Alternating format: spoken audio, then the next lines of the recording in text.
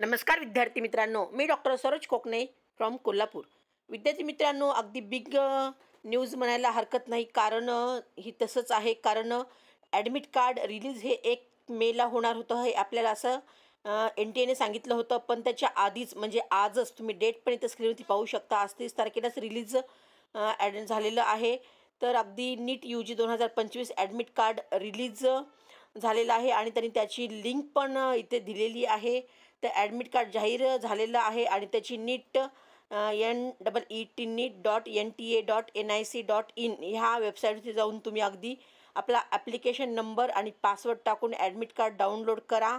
आणि काही कारणास्तव जर आपला पासवर्ड विसरला असल्यास पासवर्ड रिसेट करू शकता, किंवा तुम्ही आम्हालाही कॉल किंवा मेसेज करून विचारू शकतात की आपल्याला ॲडमिट कार्ड डाउनलोड करायचं आहे आणि आम्हाला कसं करायचं आहे, जर समजा पासवर्ड जर विसरला असेल तर।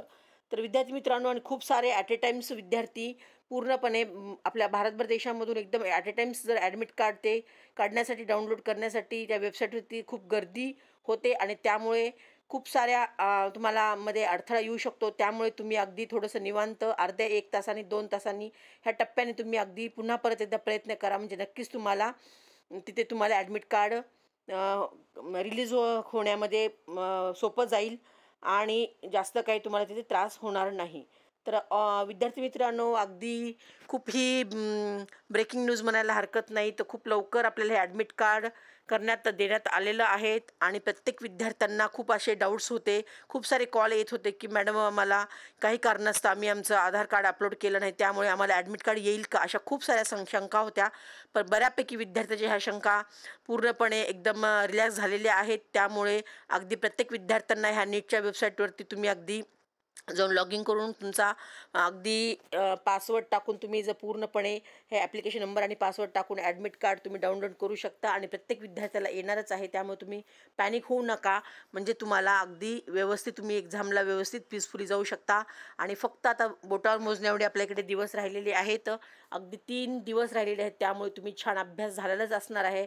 अगदी शांत डोकं ठेवून तुम्ही व्यवस्थित सगळ्या गोष्टी पार पाडा, म्हणजे तुम्हाला अगदी काहीच टेन्शन येणार नाही। आणि सर्व तमाम आपल्या महाराष्ट्रामध्ये जे काही 2025मध्ये एक्झाम देणारे विद्यार्थी आहेत, तर त्या प्रत्येक विद्यार्थ्याला माझ्याकडनं हार्दिक शुभेच्छा। आणि प्रत्येक विद्यार्थ्यांचं ड्रीम आहे की आपण MBBS डॉक्टर होणार, अशा प्रत्येक विद्यार्थ्यांसाठी आणि माझ्याकडनं हार्दिक शुभेच्छा तर आहेतच आहेत। त्याचबरोबर अगदी सर्व विद्यार्थ्यांना माझ्याकडनं ऑल दी बेस्ट। जय हिंद, जय महाराष्ट्र। थँक्यू।